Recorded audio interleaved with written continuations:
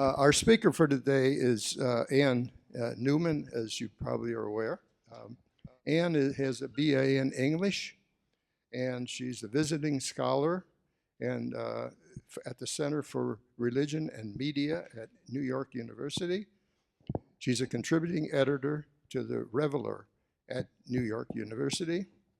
She's had many articles published, and they respect her work that she's done because of all the research and the involvement with people. So she's a real authoritative person, and they recognize that. So, I mean, it takes something to get into New York Times, the Book Forum, The Nation. I don't know, I can never quite pronounce that, generic, and a column for the patient body. And so I think this will be a good thing. Her publications are printed because they do really respect what she's been able to do. You too, I think we're going to be very impressed with her knowledge, and she's open to questions at the end. And let's give Ann Neumann a big hand, okay? Welcome, welcome, welcome.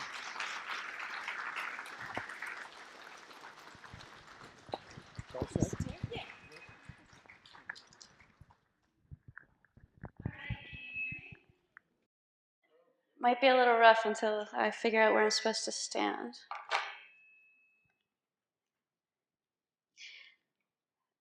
Can you see me better here?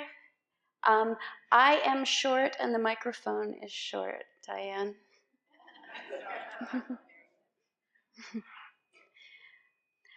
First, I want to thank Jerry and Elaine because they have been such wonderful host and hostess. And I have been staying in their guest bedroom and eating on their meal ticket. And I tell you, it's a good life. I didn't tell them yet that I didn't purchase a ticket back to New York. So there's a woman I admire greatly. Her name is Joanne Lynn. She's actually married to Barry Lynn, a name that might come across your radar at some point. And Joanne works on elder care, both at the governmental level and as an elder care practitioner. And I'm going to open my time here with you in the same way that she does. Am I doing it? We're all right. All right. She says to a group like this, all right, I want you all to tell me how you want to die. How many of you want to die from cancer? Right? Okay. How many of you want to die from heart failure or angina? I got maybe a couple maybes over here, right? Hesitant maybes. But what that means is that the rest of you want to die from a long, slow death with increasing pain and disability, and to the point where you're not conscious of what's taking place. No, that's not what you want either. Our options aren't so great right now.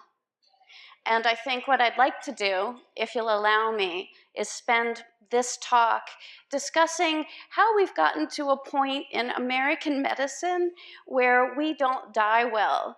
We have crazy advancements across the globe in various countries, and we don't know how to help people die well. And if we do know, we don't support it. It's not legal. And I say, from research and talking to the important people, that has come about, that condition in our healthcare system has come about in the past 50 years, roughly.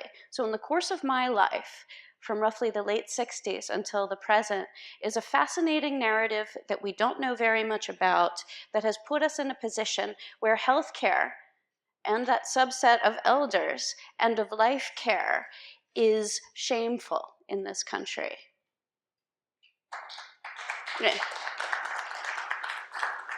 It's a sad applause, right? I think it's about 1.2 million Arizonans don't have health insurance. The economic disparity in this state is very great. I'm staying in a gorgeous place last night and tonight. But I also know that just across the highway, not far away, are people that are having trouble making their rent. They're the people who are sweeping the parking lot, right? And so there's also a large non-white population in this state. We're right on the border. And those disparity issues, race, class, economic inequality, all have contributed to a ridiculous healthcare system in which if you've got dough, you get good care. That's not very humane. All of this began, at least as we want to discuss quality end-of-life care. I'm going to start the narrative in the late 1960s. Up until that point, arguably, but up until that point, the definition of death was one constant thing for all of the history of humankind. It was the end of your brain function, it was the end of your lung function, and the end of your heart function. But with the advent of fabulous medical technologies, respirators and defibrillators that daily save lives, we also got the byproduct of a severing or a changing in the definition of death. We were left with the brain. We don't have any way to keep this functioning indefinitely. And by functioning, I mean conscious. And with the brain, it's still a mystery to us. We know where certain things take place, right? The cerebral cortex back here is your sleep-wake cycle, swallowing, maybe your eyes will open. And we know where other functions may reside, but we don't know what to do with that. And so as a culture, we don't know how much brain function one must have to be alive. Do I have to recognize my mother when she walks in the room, or my spouse? Do I have to be able to read a book? Does that make me alive? Just being without pain, does that make me alive? So we know that we can maintain a body, biological life, with respirators and defibrillators, but the brain function is a whole other story. At the same time that these two medical technologies were being used across the country, there were a number of other things taking place in our culture, various movements. One would be the civil rights movement, and how those movements pertained to healthcare. Very obvious when you examine the motivations within them. The Tuskegee syphilis experiment, which was an ongoing government-sponsored experiment on Black sharecroppers in the South.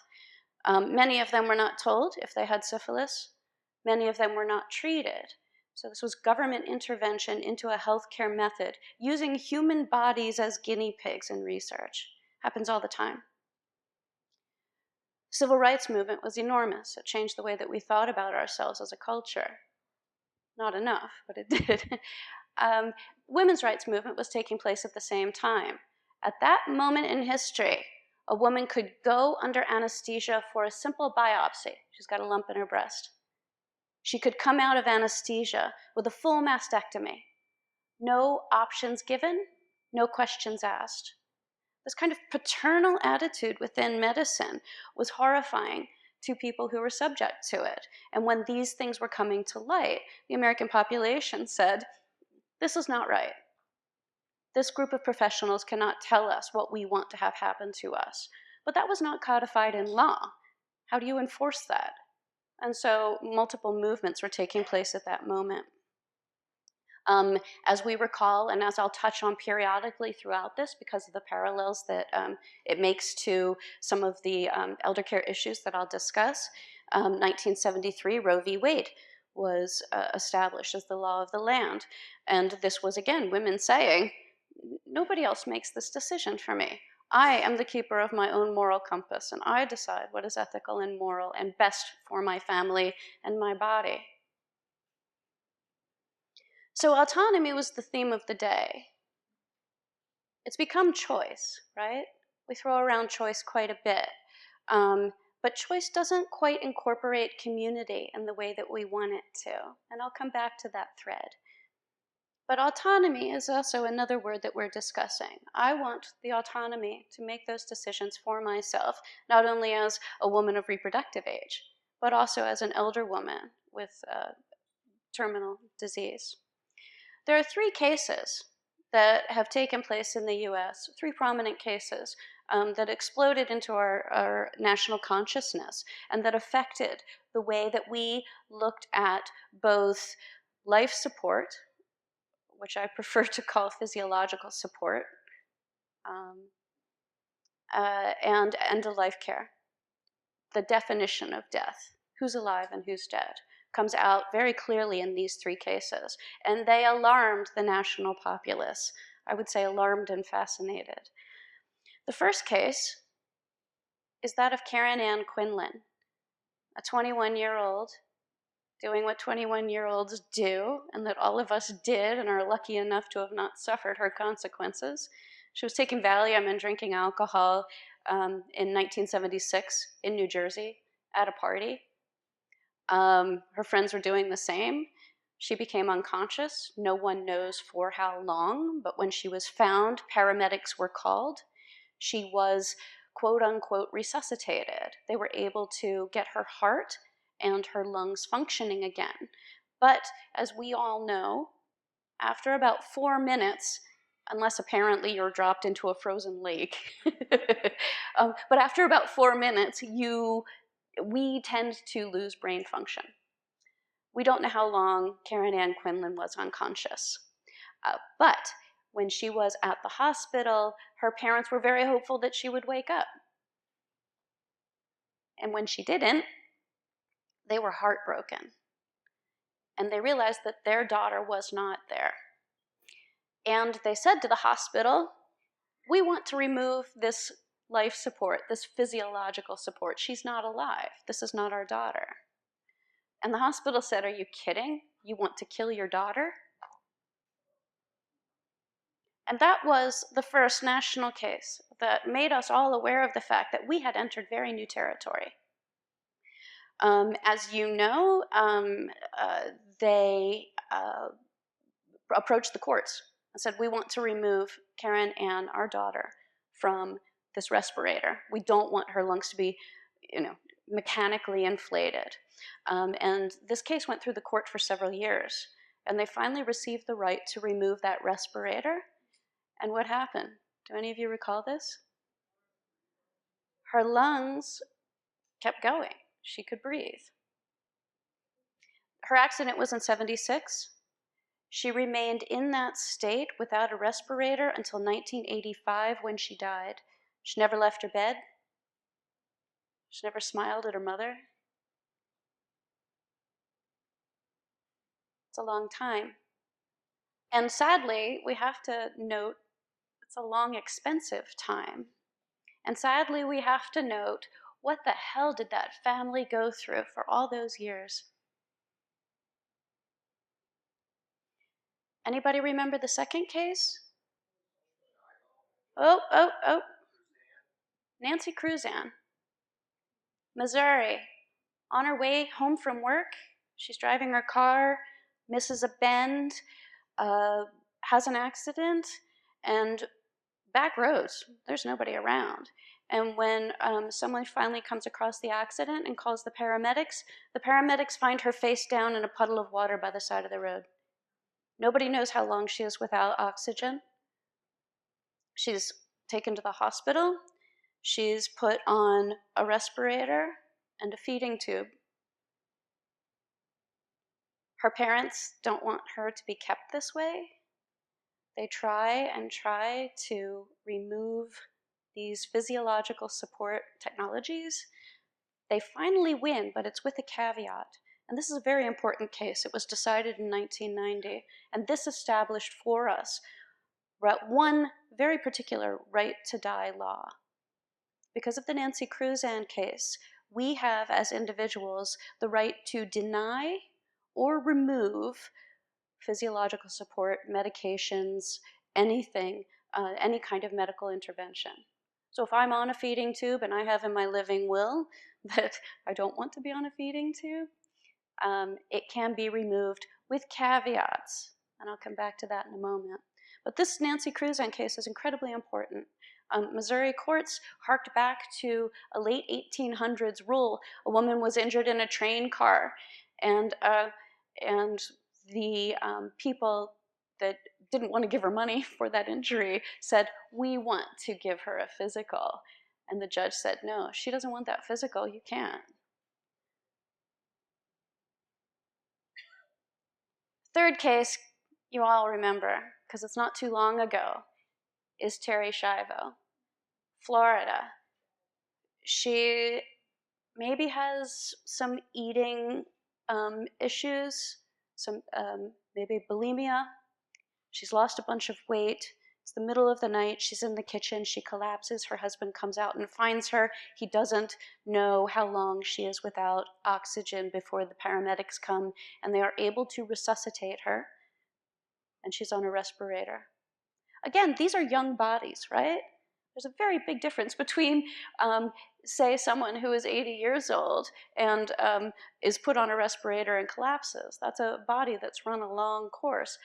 The women that I'm discussing, and may I also make note, these are 3 young, beautiful, white women who become media sensations, who become the focal point for horrifying battle across the country. Their bodies are young. The lungs remember, and the lungs are vital. And so Terri Schiavo is put on a feeding tube, and her husband, Michael, believes that she will recover. And he goes through nursing school, and he works with his mother and father-in-law, the Schindlers, to make sure that she has the best care possible. And then after a while, a long while, Michael says, we have done everything. We have tried rehabilitation. We have done everything. And I don't think that my wife should be kept on these machines anymore. And Terry's mother and father-in-law said, "You want to kill your wife." And Michael said, "No, she's not here. And I have guardianship, and I'm going to ask the hospital to remove the feeding tube, because of course she's unconscious, she can't eat. She's been on a feeding tube since 2 weeks after the accident. And the respirator. And a decades-long clash takes place. I don't recall, she died in 2005. She collapsed in 1990. We also know, the reason we recall this case is because President Bush got involved. This was not a state court issue. This case moved through levels of the judicial system. And ultimately, George W. Bush, with the urging of Bill Frist, right, the doctor, attorney general who was diagnosing Terri Schiavo on TV, they pushed this up through the Jeb Bush. Brother was governor of Florida at the time. On Palm Sunday, right around Easter 2005, I remember this. My father's on his deathbed. We're all sitting around watching Terri Schiavo. Jeb Bush flies in from his ranch to sign legislation that would remove Terri Schiavo's husband, Michael, from guardianship. This federal effort, I mean, just the plane flight, like all the federal efforts, the federal machinations that were brought to bear on this husband and this wife are pretty shocking, and that's why we all recognize her name. These 3 cases are instrumental in shaping end-of-life movements or right-to-die movements that come out of the 60s and 70s. Each contributed new material and new information to those fights. And that fight, which we're all aware of, has taken 2 courses. They're not distinct, they overlap in many ways, but one is the hospice movement. And the other is the legal route, or the right-to-die movement, which incorporates aid in dying. So the hospice movement comes out of this very same period in time. 1972, the first hospice was founded in the UK by a Protestant woman who she was named, anybody know? Cicely Saunders, yeah. She was wonderful and righteous and a whole host of things, but she was also a believer. And there are reports of her saying that founding this hospice movement would prevent euthanasia. She founded St. Christopher's. She had fallen in love with a Polish patient when she was working as a nurse. And she realized that when he reached the point that his cancer was so advanced that doctors couldn't cure him anymore, or at least admitted they couldn't cure him anymore, they disappeared. And she did not want anyone to be abandoned ever again. And hospice comes out of that concept of treating pain, of remaining close to patients who are dying. In 1974, the first hospice was founded here in the United States, and it has grown ever since. About 2.2, 2.4 million people die in the United States every year. Almost half of them are in a hospice program. And that's really exciting. The benefit of hospice is that it allows people to remain in their home, and as we all know, if you are removed from your familiar surroundings, it can create disorientation and discomfort and all sorts of things. So hospice is a fabulous program for that. And we all know people who are volunteering for hospice. These programs can be in facilities, but primarily it's the aspect of being at home that's great. What are the requirements of hospice? Where must you be in order to be admitted by hospice? Great, 6 months or less to live. You have to be terminal. How do you know you've got 6 months or less to live? Right, that's the other thing. These diagnoses are all inexact. You have to give up curative treatment. There are pilot programs to address that, but that is one barrier for many people. If you haven't acknowledged the fact that you're dying, you're not going to give up curative treatment. So 1984, when Medicare began to cover hospice, these requirements were put into place. And as I look across the end-of-life elder care landscape around the country, which I've done a lot of in the past 2 years since the book came out, which is a total blessing. I've gotten to go out and hang out with a lot of people over the age of 75. And they tell me, I want to stay at home. I'm not terminal. I just need someone to help me with the dishes. We don't have anything that does that. So any problem that we have in getting people into hospice as soon as possible is worth examining. And that's why a number of programs to incorporate curative treatment into hospice care has begun.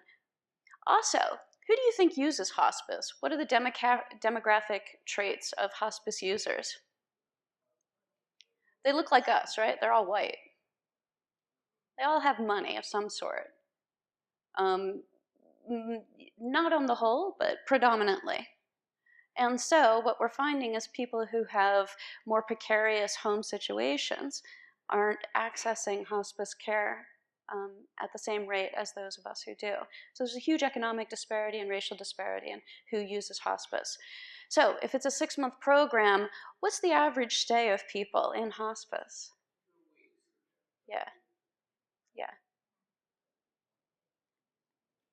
That's only 2 weeks of a dying experience when you are able to be at home with your relatives and not under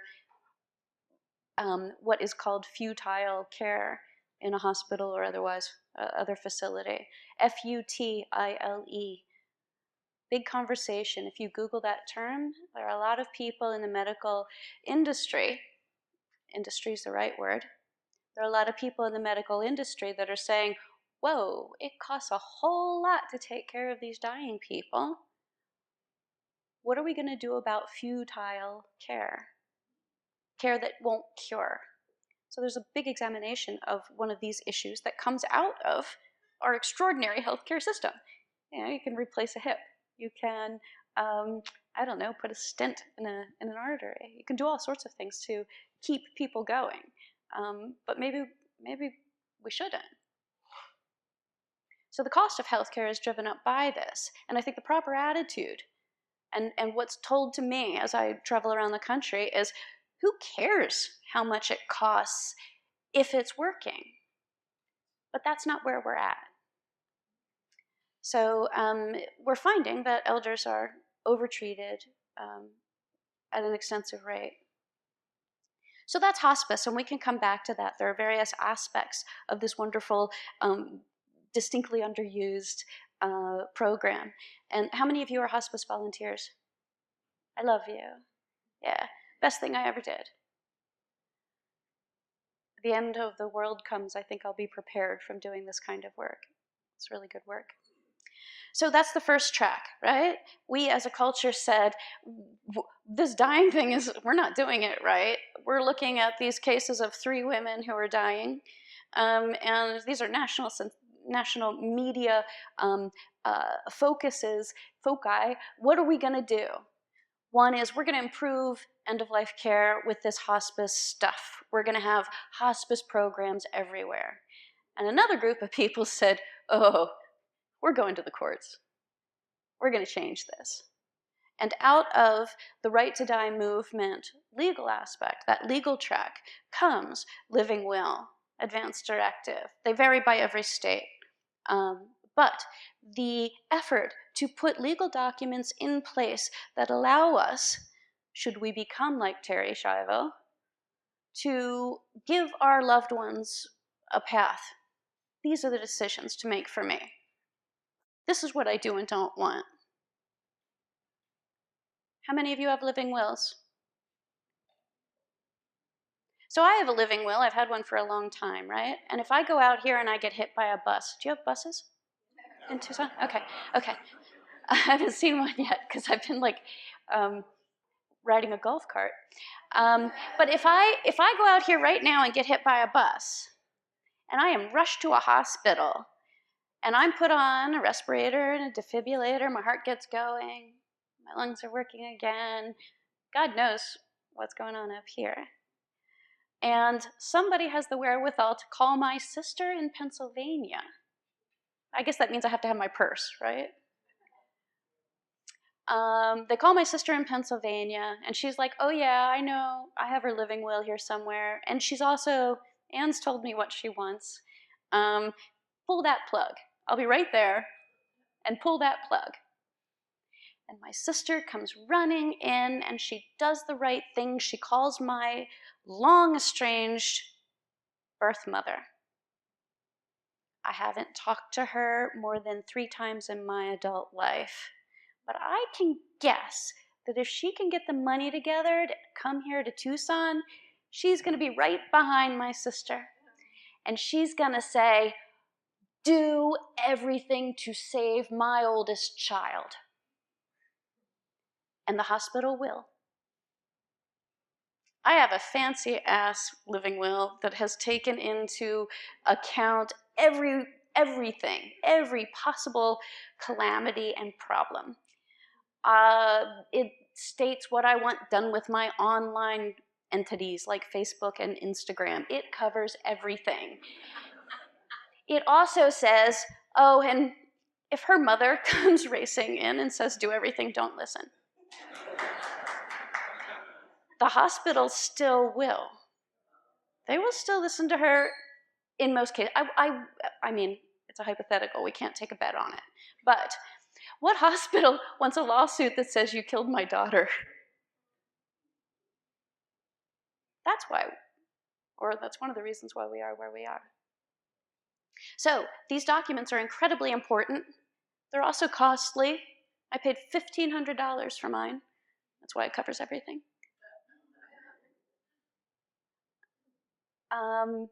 And you should have one as well. You should talk to your children. You should get your finances in order. Age of 50 on. Again, we were talking about 3 women who were in their 20s. Do it and do it now. And think of it as a gift to your loved ones. They don't want to figure out where to bury you or cremate you. They're going to be grief-stricken, most of them.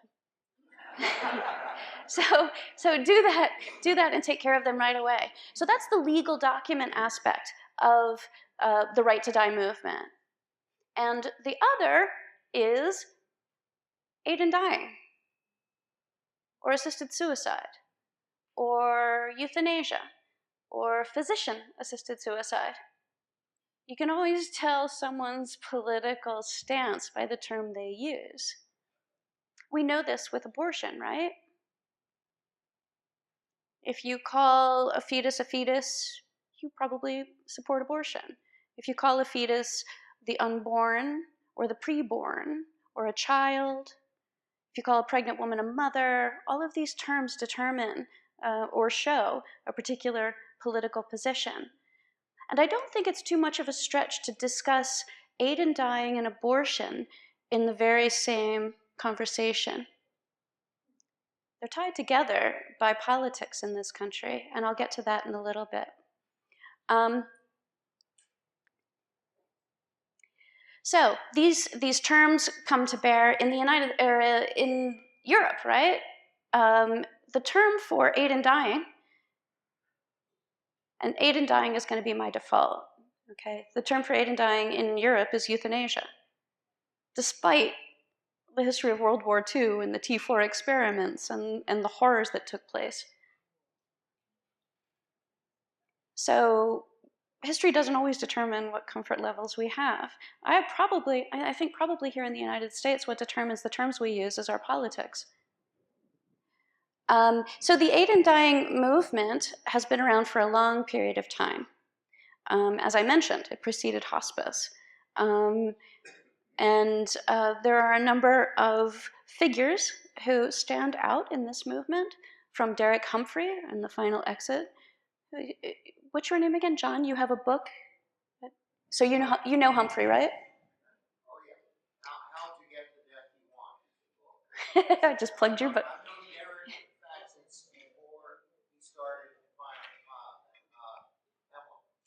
So the Hemlock Society preceded Final Exit book.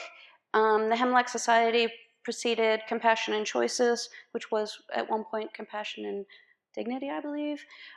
These are organizations that say, we want to advocate for the best care for elders possible. We want to advocate for autonomy for terminal patients. Humphrey and that group didn't really get on with Compassion and Choices, and I think that you can see there are various rifts in the movement to legalize aid in dying. The history of aid in dying in the country, as far as legalization goes, Oregon was the pioneering state. In the mid to late 90s, they had a grassroots movement that pushed for legalization, and they worked very hard to put together the parameters, the rules and requirements. 6 months left to live, comes out of hospice. One must be terminal, and that has to be, in many cases, a designation of 2 doctors. If you are not mentally competent, you have to consult a psychiatrist, which is a problem with Alzheimer's and dementia, right? Hell, it would be a problem with me sometimes. I'm in and out sometimes too. What are some of the other requirements? Do you know? They vary, right? First of all, it's model legislation that is used all across the country, so they vary a little bit. But in Oregon, yeah, 2 doctors. You have to. Right. You have to make a request. You have to wait 2 weeks, and then you have to make it again, just in case, right? You have to find a doctor or pharmacist who will provide the lethal medication. You have to pay for it. The medication in any of these states can be very expensive, and none of this is covered by Medicare. Health insurance. Your death certificate will say that you died of your underlying terminal disease and not aid in dying. There's something else you have to self-administer, exactly. And this is huge, right? Someone can bring you the medication. You have to take it yourself. And you have to do it before you lose, competent thought, forget that you don't want to die. You have to do it before you lose the ability to swallow pills. Some cases, it can be crushed and ingested in another way. But you have to do it yourself. And that's a huge problem for dementia and Alzheimer's patients. Next state. Oregon was first. Washington. Took a long time, right? 2008. California was very recent. So it was Oregon, Washington, Montana, depending on who you're talking to. I went out to Montana. Robert Baxter is the name of a man who had multiple terminal illnesses. He had fought for a long time. Just a regular old guy, truck driver. His daughter's name is Roberta, named for her dad. They were very tight. And Robert just went to a lawyer named Mark McConnell and said, listen, I'm done. I'm not going to run my family through this. I'm not going to make them change my bedclothes. I have suffered enough. I want lethal medication. And Mark Connell, who's a fabulous, he's a Montanan. He's like this tall in jeans, belt buckle, cowboy boots. And he argues this case and says, listen, Robert Baxter just wants to take lethal medication. And what's the difference between that and what came out of the Nancy Cruzan case? Why can't he take lethal medication? It's just like, I don't know, removing physiological support. It's called the double effect. I cover this in the book, and it's really technical, and I won't go into it. And if you have questions, you can ask at the end. But the double effect is what comes out of Nancy Cruzan. And Baxter won. But he was already dead. He had died at home. And so in Montana, legally, you can receive a lethal medication to end your life, but it doesn't have this architecture of regulations like all the other states. Oregon, Washington, Montana. Right. Exactly. DC, District of Columbia, Hawaii, the first state to legalize via the legislature, meaning our lawmakers got together and said, this should be legal, is Vermont. Everybody else, it's either a ballot initiative or a lawsuit. So we've got various states. The other thing is you've got to be a resident of that state. 6 months. Well, it depends on the state. I think in most states it's 6 months. You have to live there before you establish residency. A lot of that probably comes out of college tuition stuff as well. And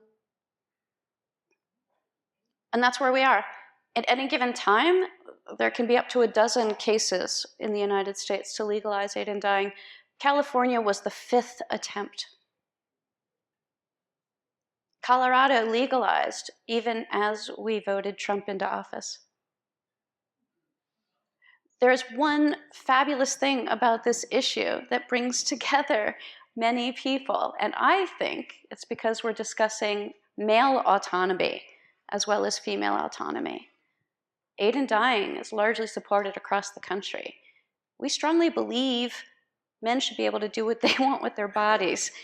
We hedge a little bit when it comes to women. Okay, who are the primary opponents to legalization of aid in dying? Church. What's the other one? Yeah, doctors. Okay, we've got 3 groups. They're not distinct, but you're right. The medical community is incredibly hesitant because my doctor killed my husband. IRS. Oh, the IRS. That's a good one. Yeah, yeah. Oh, man. I'm not touching that. So the medical community is very resistant. The disability rights community is very much split on this, but there's an organization that I write about in the book because they are so fascinating and colorful. They're called Not Dead Yet, which is indeed taken from the Monty Python skit. I'm not dead yet, I'm not dead yet. Oh, just take him. Yeah, you don't, look it up. It's really good. It's headed by a woman named Diane Coleman, and she believes that the medical community is out to take out the disabled anyway, that even 25 years after the ADA, we do not care for the disabled. Is she right? Absolutely. Does that mean that legalizing aid in dying is going to take out the disabled? Also, tell me what's disabled. You remember how I opened this? I was saying Diane Lynn says, okay, you want to have a long, slow death with increasing frailty? That's disability. We're all going to be disabled. We may come out of it. We may gain our ability to walk again or think again or whatever, but we're all going to experience disability as we approach the end of our life. Third faction is indeed the church. And if you capitalize that, right, capital T, capital C, we're talking about the Roman Catholic Church, the mother church, where it all started a long time ago. They have a long memory. They're very slow to change. And they're embroiled in a whole lot of crap right now. But in the 1970s, when there was the movement to legalize Roe v. Wade, the Catholic Church, which in the United States was considered a cult for much of our history, we were a whole lot of Protestants that were like, we're done with that high church stuff. You can take your stained glass windows. And in that period of time surrounding Roe v. Wade, the Catholic Church and evangelicals said, oh, we know how to work this alliance now for political gain. I call it the unholy alliance. And we have been living under that ever since. So culture issues like abortion, and culture is often used to denigrate these issues, which I think is very much incorrect. But aid in dying is also a very strong concern among the Catholic Church leadership. They sweep into offices of legislators in beautiful vestments. They have the original grassroots organization. They are now unfettered, and for the most part always have been, in participating in electioneering. And this is an organization that for centuries has discussed whole cloth. If you oppose abortion, you also oppose ending anyone's life. You also oppose capital punishment. I went through catechism in college. My family is Mennonite. I'm from Lancaster, Pennsylvania. And I love many things about the Catholic Church. But and those things, I'll say a couple because I know you're skeptics. Like the social justice movement, the Doris Day stuff, just get out on the streets and say, we oppose capital punishment. We are human beings who should not be taking lives. Workers' rights, all of those things. And the Catholic Church has a strong tradition of that.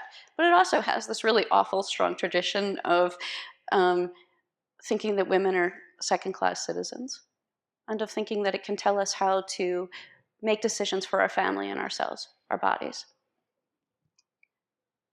The Catholic Church has worked very hard to stop legalization of aid in dying, and very successfully.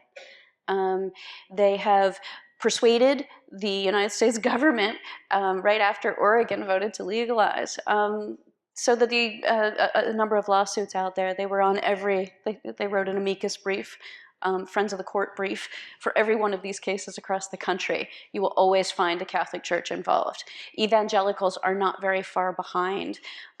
One particular evangelical I want to point out to you is Bobby Schindler, who is Terry Schiavo's brother. So after Terry Schiavo was, quote unquote, killed by the state, according to her family, Bobby Schindler and his father and mother formed an organization to care for the severely disabled. Again, that's his term. And while I feel for the grief that they suffered, none of us really know what Terry Schiavo would have wanted. The Terry Schiavo Life and Hope Network is now enormous. They receive funds from actors like Gary Sinise and Glenn Beck. I guess he's an actor. Is it? And so this is an organization with lots of money that will take up the cause of removing any person from life support, any physiological support, any family member.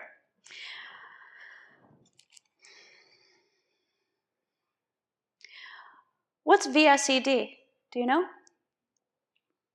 If you live in a state, tell us, please. Right, voluntary stopping, eating, and drinking. Compassion and Choices, the largest aid in dying advocacy group in the country, doing incredible work. Basically, they're behind the legislation in virtually every state where it's legal. Even Montana, they were involved in that lawsuit. Mark Connell worked with Compassion and Choices on that case. One of the education programs that Compassion and Choices has initiated, along with a whole lot of legal scholars and doctors, is voluntary stopping eating and drinking. Just you get to a point when you do not digest food and you no longer want to live, you have a terminal illness and your state has not legalized aid in dying, this is one legal out. But it doesn't mean that you can use it. There's a case a number of years ago about a family, the Rudolphs. They were in New Mexico. Is that right? Anybody know this case? They were an elder couple staying in an assisted living village. They stopped eating and drinking together because they were ready to. And the facility director called the cops. They were evicted from their home. They called their son to come get them and checked into a hotel room where they stopped eating and drinking together. There are legal ramifications. The facility doesn't want the media to say, oh my God, our residents are starving themselves to death.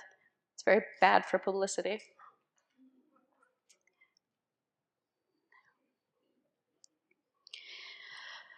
I have a whole list of other things. But I think probably the best thing now is to let you fill in the holes of this conversation. Are there things that you really want to ask? Are there points that I didn't address that are important to you? Oh yeah, this is right, okay. Jerry just reminded me, I'm going on and on about the power of the Catholic Church. How many hospitals in this country does the Catholic Church manage? 1 out of 5 hospital beds. And that's not counting elder care facilities or disabled facilities. So they are the largest provider, after Veterans Affairs, of healthcare in this country. Sisters of the Poor, Little Sisters of the Poor, these lawsuits are all being pushed by the Catholic Church to prevent religion-free healthcare provision. And that's a really great point, Jerry, thank you. So it's not just, oh, those religious people trying to tell us what to do. They're actually the people at the bed. Yes, sir? Switzerland. Yeah. There was a case recently of an Australian gentleman who was not terminal but wasn't having fun. 104 years old. Let's go to question and Oh, answer. thank you. And, Yeah, I could hear him, but Can you hear me? No, there was a case recently, Australian gentleman, 104 years old, was not terminal but was not having fun. Was able to set an appointment in Switzerland. He flew in, had an appointment at 11 o'clock Thursday morning. It took him out. yeah. Right. There are a number of controversial cases. Dignitas and other European groups. There's you can fly in. They don't have a residency requirement, and they're also not saying that ending your life is wrong. There were a number of cases that have been used by anti-aid and dying advocates in the United States from Europe, because some of those cases do go against this highly regulated form that we have now. Yes, ma'am. Okay. Anne, thank you for your talk and for your book. Lots of good information. Thank you. One thing you did not mention is that out of the merger between Hemlock Society and Compassionate Choices came Final Exit Network. And Final Exit Network will, in fact, throughout the United States, support people in hastening their death if they so choose. And the method they recommend, it's there are only two. One is the VSAD, stopping eating and drinking. Right. The other is the inert gas method, which is quick and certain and painless. Yeah. If you want any more information, see me afterward. The other thing I wanted to mention with regard to stopping eating and drinking, which is espoused by us, by Final Exit Network, and by Compassionate Choices, there's an insidious wrinkle to that, which is these days now they will spoon feed you. And even if you're not hungry, your mouth opens as a reflex. Right. So if you don't want to be spoon fed, you got to specify that. Yeah. So when you are bringing in hospice or care organizations for your loved ones, whether it's your spouse or your mother or whomever, ask these questions. Will you force feed my loved one when they no longer want to eat? It is so ingrained in us to feed a sick person. We think that feeding is care, and it's not when the body can no longer process food or when the person no longer wants to eat. And yet, in many of these facilities, we all know the horror of discovery of nursing homes where people are being tube fed, right? Intubated. It's easier.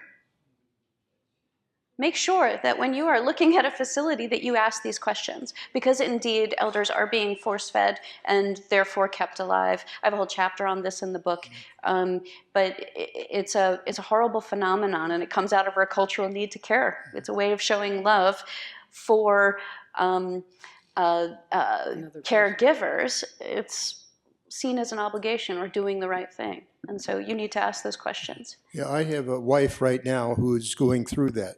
Right. And they're force feeding her. Right. And her family is totally in support of it. Mm-hmm. Weighs less than maybe 70 pounds. Right. But still, they're force feeding her. Mm-hmm. She has no clue where she is, Mm-hmm. but they're force feeding her. Right. Well, I mean, this is the conversation. In the book I look at, and I've done all this amazing research where you go into prison and you see how prisoners are being force-fed, prisoners on a hunger strike. And so looking at prison and hospitals where patients can be fed against their will. In the 1/5 of all hospital beds that are managed by the Catholic Church, in those hospitals, a law that is not general medicine determines medical care. They are the ethical and religious directives, acronymed as the ERDs. And they rarely change. You can look them up online. They're horrifying. But after Terry Schiavo, I think the Catholic Church saw these two cases and were like, okay, we're concerned. And then Terry Schiavo took place and they were like, oh, that's a pattern. They changed the ethical and religious directives to say that no one can remove a patient from a feeding tube unless the director of the hospital says it can happen. So I get hit by a bus out here, right? My sister's running in, my mother's running in, somebody's trying to find my living will, and the ambulance shows up. They always send the nearest. They always send you to the nearest hospital. They take me to a Catholic hospital. That's how it happens. The last thing my family wants to do is move me. They're grieving. That's how we end up with patients in these situations. That's how we end up with these horrifying lawsuits. So force feeding is, in my mind, very much in line with forced intubation. Thanks, Sherry. There are two things I want to talk about. There's a worldwide group called Death Cafe, Yeah. and there is a group here in Tucson. Meets the first Wednesday of the month. So I encourage you to look it up. It's been very interesting to hear people's stories and hear the customs about death in other countries. The second thing is what I've seen. We need something with our medical system that limits the amount of money we spend on the last year of life. Right. I had one acquaintance whose wife insisted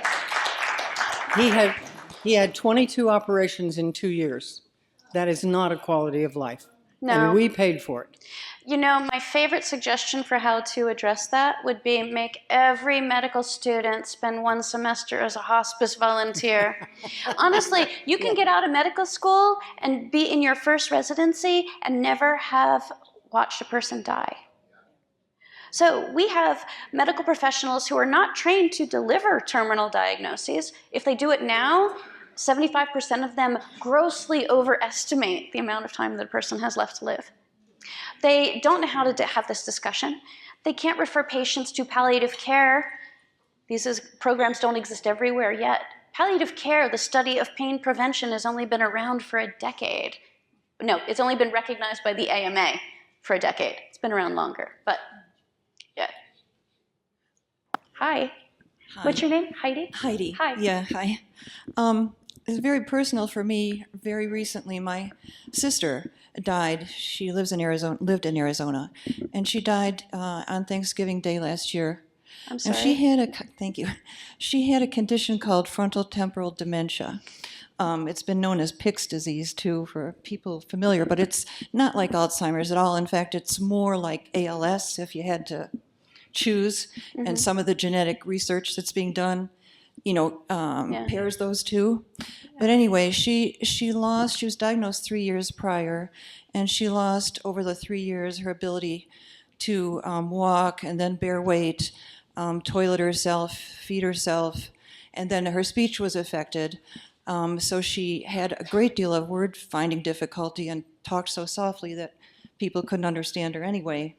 Well, back in early November, 3 weeks before she died, she was still in there, completely in there. If you took the time to really talk with her, she made sense, and I knew her so well myself because, well, I've known her all my life.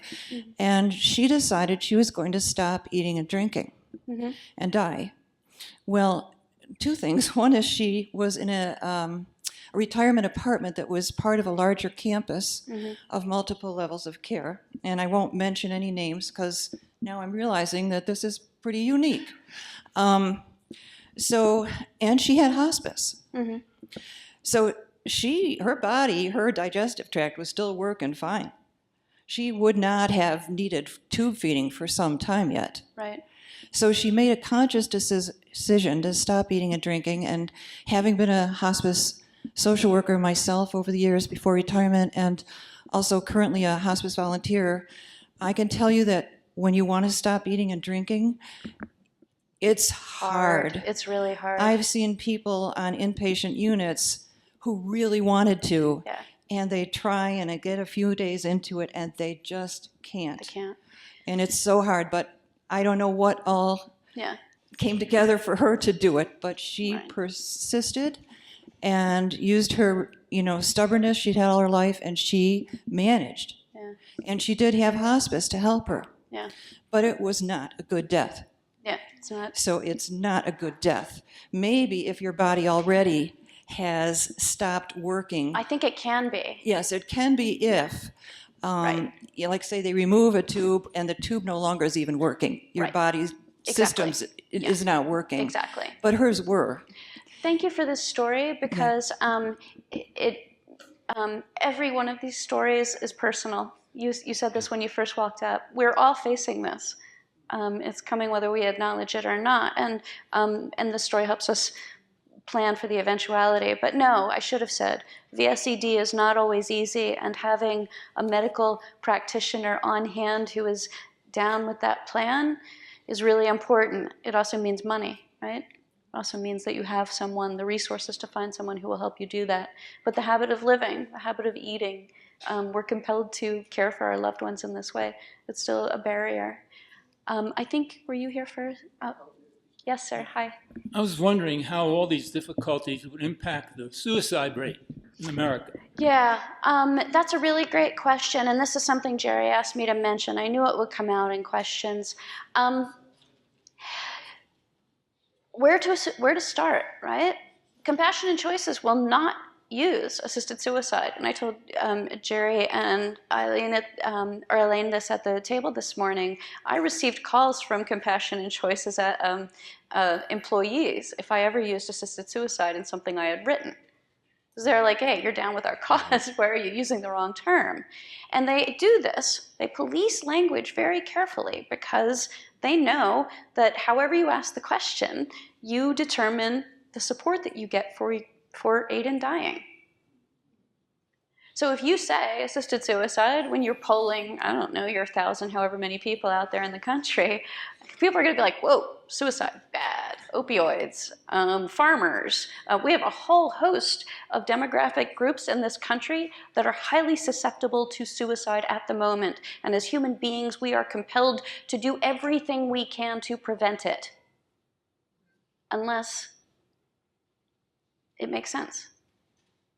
Who are we to tell Anthony Bourdain or Robin Williams or Kate Spade?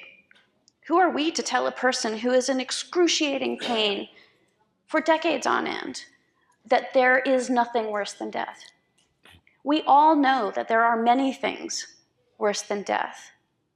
And so to say that suicide is always wrong, we can say that at the same time that we do everything to prevent it and that we also understand personal autonomy. Takes a little nuance, but it's possible. Just to add to that, the Gallup poll that's done every year looking at the sensibilities in the United States has gone more positive to assisted death year after year after year. And even changing some of that nomenclature has been very positive, the outcomes with it. Yep. I just wanted to say in our state, having lived here just about all of my life, we lead in various things we don't really want to lead in. And one is our state legislature passed within the last year and a half to 2 years, SB 1439. We have a number of bills in the state. I'm a pharmacist by training that will allow pharmacists to deny filling birth control pills for various people and not give them recourse and not hold them responsible for their actions, which I think, having taught here at the university for a number of years in that area, is atrocious. We now have a bill that says people working within institutions can actually deny the wishes of the patient, and if they're working that shift or on that floor, and it says, I don't want a tube, if that person says that, they can actually go in and deny doing that and will not be held responsible by their institution or by the state. And this comes out of the Goldwater Institute, that if Barry Goldwater was still alive, would be telling them not to do this because he would not support something like that at all.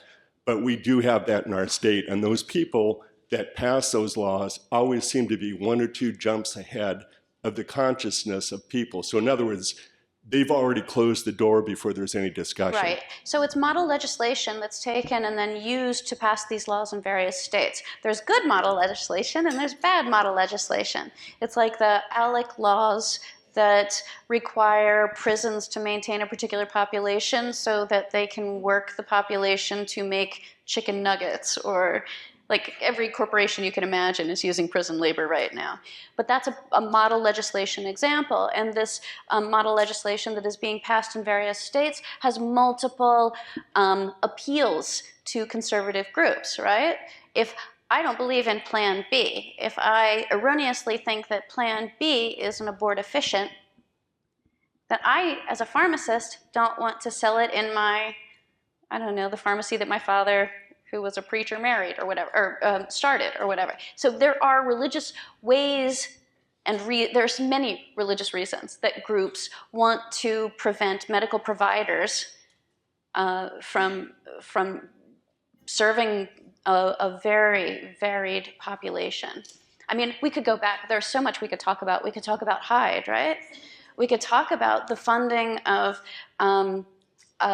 abortion around the world, just women's reproductive services, completely hobbled by rules that are put on that funding grant. And so accessing lethal medication through your pharmacist can also be hindered. So when you're looking for a doctor, you have to make sure that you know a pharmacist as well. And in many cases, Compassionate Choices does that. They can facilitate that. There's an article in the paper today Right. and, that you looked at, and Right. it's you might want to Yeah, so we all know that this opioid crisis is taking place, and it's affecting every state in the country. And you know, if it were crack, we'd be saying it's those poor, lazy black people, but instead we're saying, oh, it's those horrible pharmacy corporations. Wherever the blame lies, we're still not addressing how to treat those with addiction. We tend to blame addicts. We don't separate it from mental health issues. Well, we're not good about that either, right? But we don't look at addiction as an illness. And so we have done very little to address this. When individuals are then arrested and incarcerated, they go through untreated withdrawal that is so emotionally and physically challenging. We're seeing an increased rate of suicide in prisons now. It's horrifying. Were you next? Did I? Hi. Hi, thank you for this very informative talk. Thank you. I mean, I agree with everything you said. Just that our politically polarized times in which we live, I think it is true we can, like you say, tell, you know, who's on one side of the issue or the other in a lot of ways, but there are exceptions to that. Yeah. Like you mentioned yourself, not dead yet. I don't think we can just dismiss those concerns out of hand when we have, let's say, Peter Singer, who Right. is, you know, kind of one of us, is Yeah. humanist, but who has argued in favor of kind of retroactive abortion. I know Peter, he does great work, and there are some things about his work that I think, like, yeah, right on. But when he gets into, like, charity is the way to solve inequality, I'm like, dude, no, Right. that can't be, because it's a systemic problem. I agree with you. He says a lot of things that are really not easy. He has a great take on organ donation that's super smart. But disability rights, you cannot deny the fact that as a disabled person, we all say, there's no way I could live like that.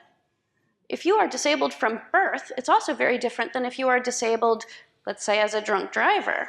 I mean, there's a hierarchy within the disability world as well. If you are a drunk driver and disabled from an accident, you're looked down on by other disabled people. If you are disabled from the age of 16, you remember what it's like to run and feed yourself and do these things.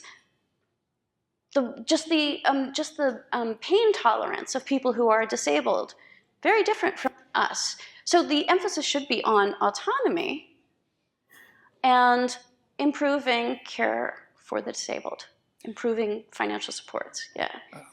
Absolutely. And I always say that humanists need to incorporate healthcare as a right, Right. so that we'll have the means to live or die as we choose, and also to support advances in extending the healthy human lifespan, which, you know, you hear things or you read things on the internet where they're going to have stem cell technology to fill cavities soon. Maybe one day they'll be able to use stem cell technology to regenerate neural pathways. Right. Maybe that'll happen. Right. Maybe we won't live to see it, but I think it's just as important to support those efforts as part of the public commons. We also have to know that, like, you know, I started this out with the advent of respirators and defibrillators. Save lives every day, all the time. We need them. We benefit from those two medical interventions. Do you remember the controversy? None of us do. When anesthesia was introduced for dental work, there were a lot of dentists who were like, pain is human. We're not using this. This is women in childbirth. That pain is given to us by God. It brings us closer to Christ's suffering on the cross. It is the state of being human. Don't laugh. That's what the ethical and religious directives say. If a patient's pain cannot be alleviated, you must help them to understand the pain of Christ. This is not theoretical stuff.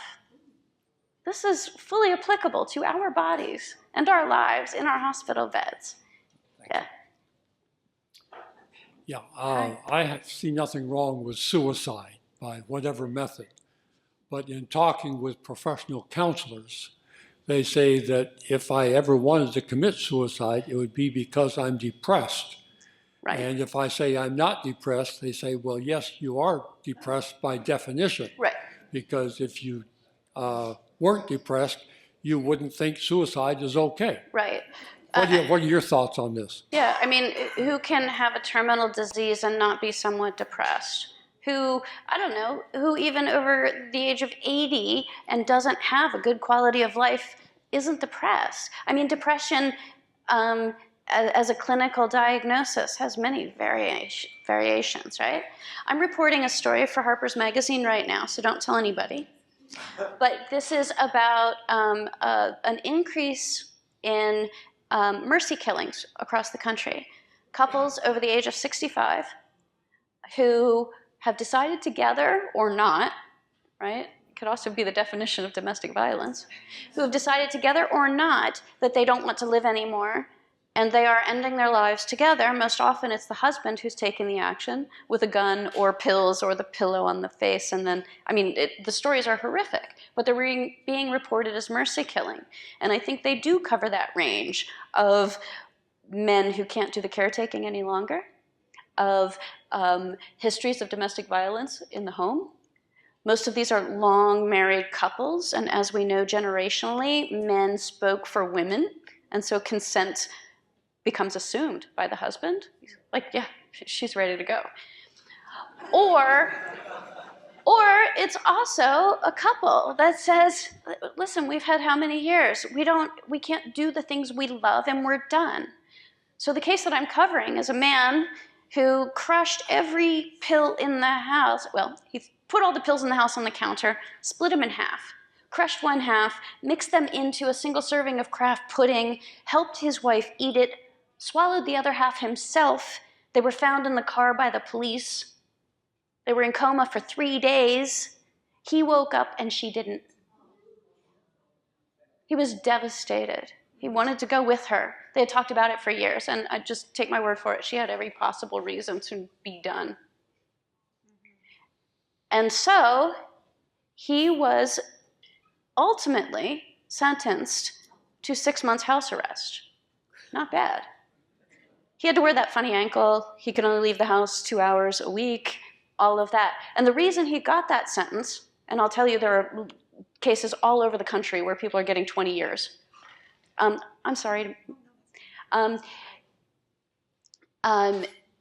reason he got that light a sentence is because her family said, her son John said, oh no, when I went to see her, she said, John, how you doing? Did you bring the gun? And he was like, no, Mom. And she was like, that's a shame. So everyone knew what her wishes were, and that was why Philip only got 6 months house arrest. Only. I mean, just, it's awful. He didn't try to kill himself. I think he's fine now. I met him when he was 3 months into it. I knocked on his door. Yeah. But because she died, then of course his sentencing was increased. I'm sorry, I rambled on. What was your question?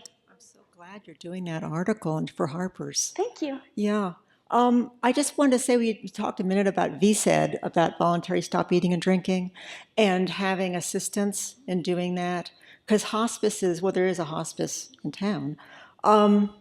If you have 6 months or less and you're hospice designated, like you've been admitted to a hospice and you tell them you want to do VSED, you will be supported. You will, with Ativan, the first few days of not drinking, you can't eat anything, as you talked about, not even a spoonful. Yeah. And the first few days, there is kind of that possible needing for Ativan or, even a little bit of Roxanol, oral morphine, but to kind of get you through those first few days. And the hospices will, do that, to have someone there or to have a team where you've all talked about how you're going to do this and to know that the first period of time, there's a lot of, you're kind of saying, I want to drink, and you have to kind of remind the person, remember, you're not, okay.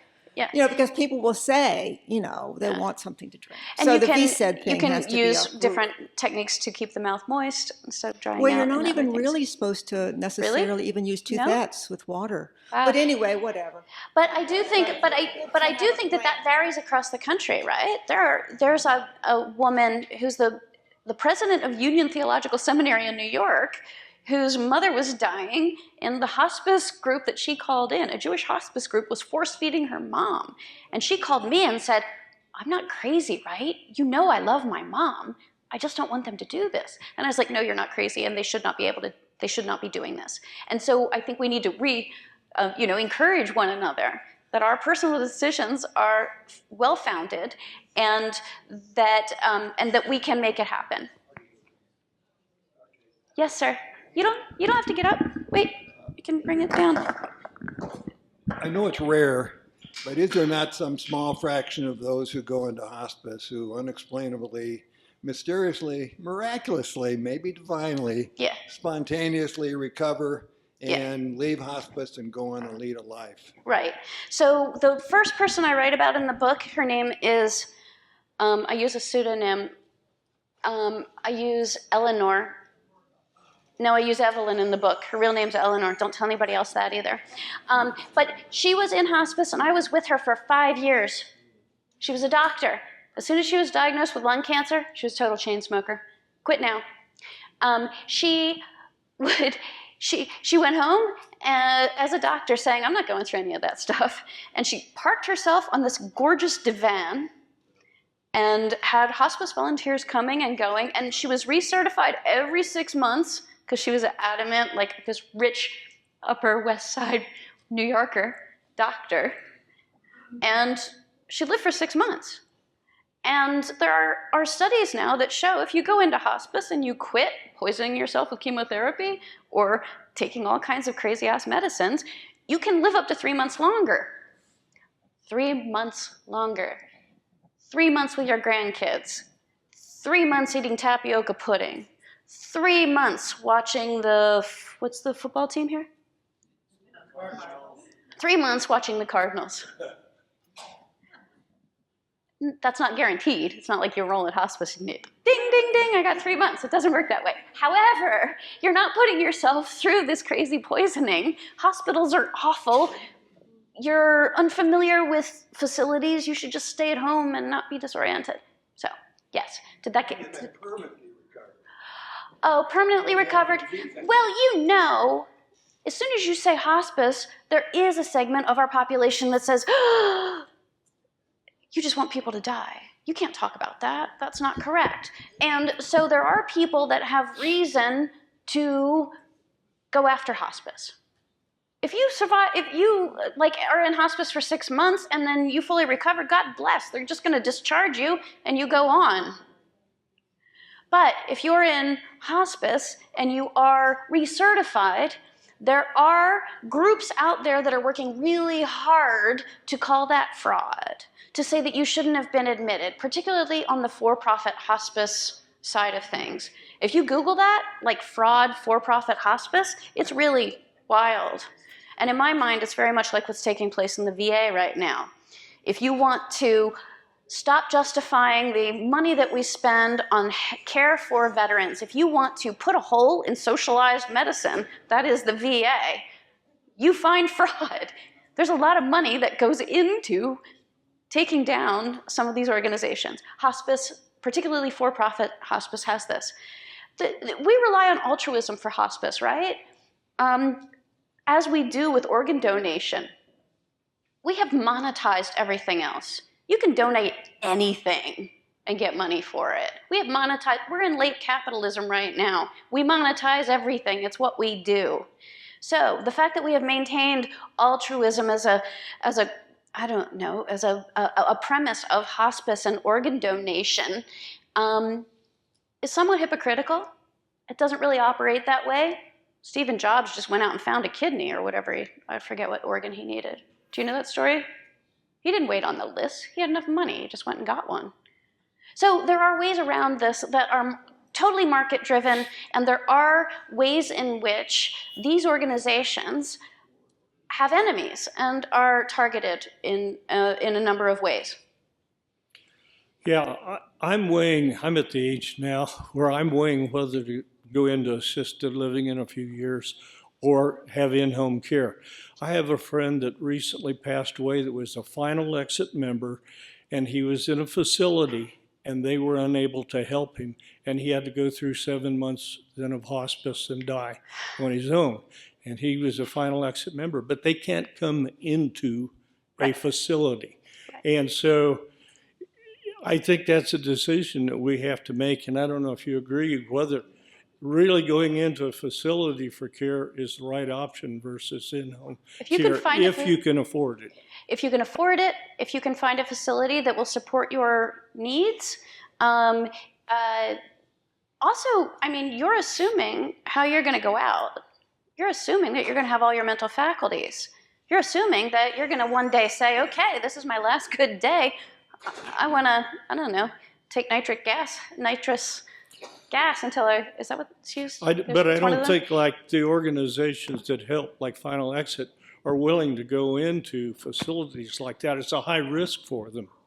But it's also up to the facility. I mean, the facility can sue Final Exit. I mean, that's the thing, that none of this is legal, right? No, everything Final Exit does is legal, and we can go in some, it varies, it depends on the facility. Depends on the facility, but right, okay, so it might be legal, but it's still open to legal challenge in many cases, yeah. So that's the problem. Like, how do you do this? How do you know how do you even anticipate what's going to happen? That's the problem with a lot of dementia patients, right? They're like, oh no, we're done, but just one more day, or my granddaughter's birthday, and then they're gone. And then they don't remember. Thank you. We did it. You're wonderful. So wonderful. Thank you.